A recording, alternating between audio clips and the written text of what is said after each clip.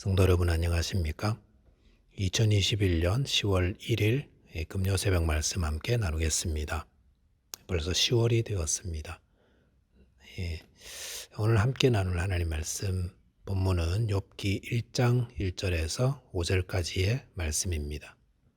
본문은 욥기의 서론이면서 욥이 고난을 당하기 전 어떤 삶을 살았는지를 말해주고 있습니다. 본문을 통해서 믿음과 삶이 일치해야 함과 마음의 죄를 회개해야 하는 욥과 같은 바른 신앙에 대해서 함께 묵상하겠습니다. 첫째 묵상할 내용은 믿음과 삶은 분리되지 않는다는 것입니다. 본문 1절에 보시면 우스 땅에 욥이라 불리는 사람이 있었는데 그 사람은 온전하고 정직하여 하나님을 경외하며 악에서 떠난 자더라 라고 하였습니다. 본문에서는 욥이 어떤 사람인지를 기록하고 있습니다. 욥은 온전하고 정직하여 하나님을 경외하며 악에서 떠난 자라고 하였습니다. 온전하고 정직하다라는 것은 욥이 도덕적으로 흠이 없고 완전하다라는 의미입니다. 물론 그 말은 욥이 죄가 없는 완전한 자라는 것은 아닙니다. 이 말은 인간적인 기준으로 볼 때 욥은 흠잡을 데 없는 자였다는 것입니다. 인간적으로 볼 때 흠잡을 데 없는 욥의 모습은 바로 우리가 본받아야 될 모습이라고 생각합니다. 오늘날 기독교인들이 욕을 얻어먹는 것이 바로 이 때문이죠. 신앙도 좋고 경건해 보이는데 도덕적으로 윤리적으로는 바르지 못하다는 것입니다. 법질서 안 지키고 도덕적으로 부끄러운 짓 하면서 하나님을 섬긴다고 하면 결과적으로 누가 욕을 먹습니까? 하나님 이름에 먹칠하는 것이 되고 복음의 문을 닫는 결과가 됩니다. 기독교인이라고 하면서 도덕적으로 윤리적으로 엉망인 분들이 참 많아졌습니다. 그러다 보니 이제는 기독교인들이 뭐라고 해도 사람들은 신뢰하지 않습니다. 어쩌다가 이렇게 되었습니까? 욥의 신앙을 본받을 필요가 있습니다. 욥은 하나님을 경외하며 악에서 떠난 자라 하였습니다. 욥은 단순히 도덕적으로 착한 사람이 아니라 하나님을 두려워함으로 섬기며 악에서 떠난 자라 하였습니다. 하나님을 바르게 섬기는 것은 경외함으로 섬기는 겁니다. 두려움으로 섬긴다는 것입니다. 그래서 이렇게 하면 하나님께 심판받는데 욕심이 잉태한 듯 죄를 낳고 죄가 장성하면 사망을 낳는다고 하나님 말씀하셨는데 이러면 안 되지 하며 악에서 떠나는 것이 하나님을 경외하는 자의 바른 모습입니다. 욥은 어떤 자였습니까? 그의 신앙과 삶이 분리된 자가 아니었습니다. 바른 신앙을 가진 자는 바른 인격을 갖추게 됩니다. 즉 우리의 신앙과 삶은 절대로 분리되지 않는다는 것입니다. 신앙이 깊어지고 믿음이 깊어질수록 비례하여서 우리의 인격도 깊어지고 도덕적으로 윤리적으로 더 정직하고 깨끗하게 살아간다는 것입니다. 야고보서 1장 26절에서 누구든지 스스로 경건하다 생각하며 자기 혀를 재갈 물리지 아니하고 자기 마음을 속이면 이 사람의 경건은 헛것이라 라고 하였습니다. 여기서도 자기 스스로 경건하다고 생각하는 자는 자기 혀를 재갈 물리는 자라고 하였습니다. 재갈 물린다는 것은 말을 주의한다는 의미고 또한 남을 비판하고 비방하는 말을 하지 않는 것을 의미합니다. 그것은 우리의 경건이 우리의 하는 말과 밀접하게 연관되어 있음을 보여줍니다. 또한 야고보서 1장 27절에 보시면 하나님 아버지 앞에서 정결하고 더러움이 없는 경건은 곧 고아와 과부를 그 환난 중에 돌보고 또 자기를 지켜 새 속에 물들지 아니하는 그것이니라 라고 하였습니다. 우리 주위에는 어려운 일들이 늘 있는데 바르게 신앙생활하는 자들은 그런 어려운 이웃들을 반드시 돌아보는 자라고 하였습니다. 바른 신앙, 바른 경건은 무엇과 연결되어 있습니까?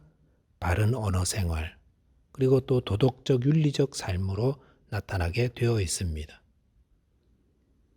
저와 여러분의 은혜 생활은 어떤지 또 우리의 도덕과 윤리적 삶은 어떤지 오늘 돌아보아야 할 것 같습니다. 저와 여러분께서 욥의 신앙과 삶을 본받아 온전하고 정직하며 하나님을 경외하며 악에서 떠난 자 되시기 바라겠습니다.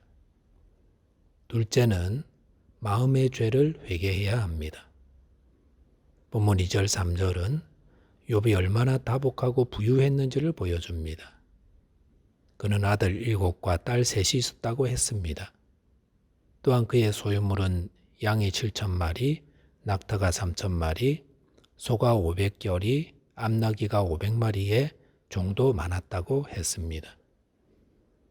욥이 얼마나 부유했는지는 사무엘상 25장 2절에 보시면 나발이라는 부자와 비교해 보면 알 수 있습니다.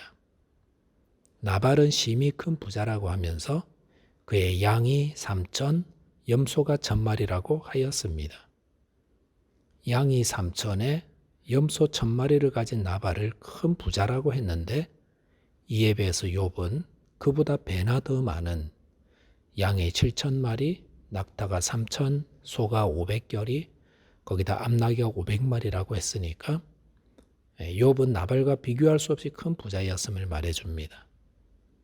이렇게 큰 부자였던 욥이 어떻게 살았습니까? 4절에 보시면 욥은 그의 아들들의 생일에 잔치를 베풀고 그의 누이들도 함께 먹게 하였다고 하였습니다.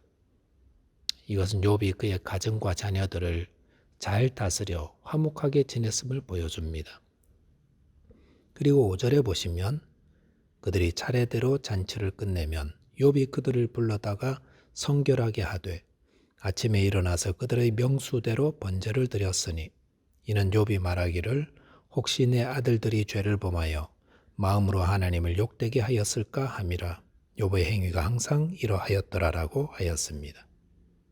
욥은 자녀들의 생일 잔치가 끝난 그 다음 날 아침 이들을 불러다가 명수대로 번제를 드리며 죄를 속하는 제사를 드리게 하므로 그들을 성결하게 했다고 하였습니다. 그렇게 한 이유는 혹 자녀들이 잔치를 하는 도중에 죄를 범하여 마음으로 하나님을 욕되게 하였을까 했기 때문이라고 했습니다. 욥은 하나님 섬길 때 무엇을 가장 중요하게 생각하는 자였습니까? 마음이었습니다. 그래서 그의 자녀들이 잔치를 하며 겉으로는 죄를 지었지 않았더라도 마음으로 하나님을 욕되게 한 일이 있을까 봐 그것을 성결하기 위해 아들들 명수에 맞게끔 번제를 드렸던 것입니다. 사람은 외모를 보지만 하나님은 중심, 즉 마음을 보신다고 하지 않았습니까? 그런 의미에서 욥은 어떻게 하나님을 섬겨야 하는지를 바로 알았던 자였다 할 수 있습니다. 우리가 우리 행위나 겉으로 드러나는 모습으로 자기 신앙을 점검하면 외식하는 자가 될 수 있습니다.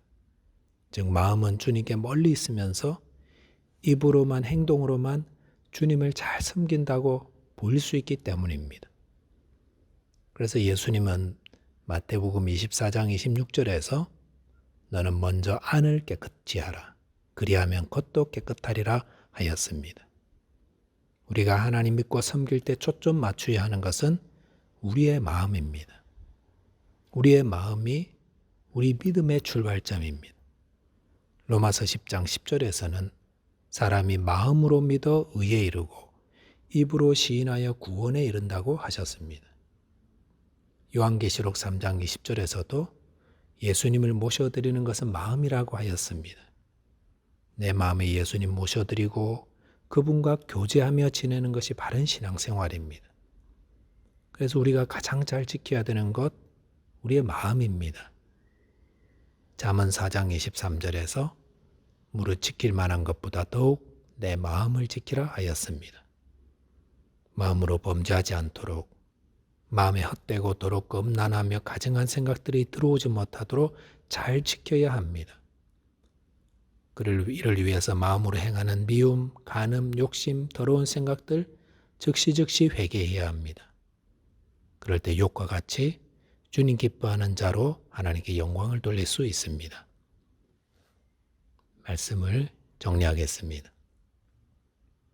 성도는 욥과 같이 신앙과 삶이 일치가 되도록 성령의 인도를 따라 인격과 삶을 바르게 세워가야 합니다.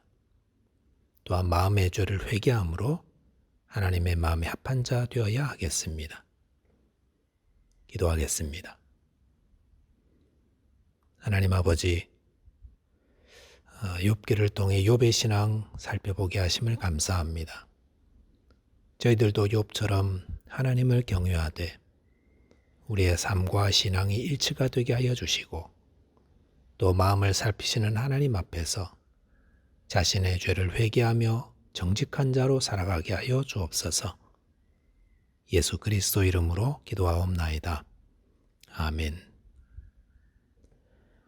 오늘도 믿음 안에서 승리하는 하루 되시기 바랍니다. 감사합니다.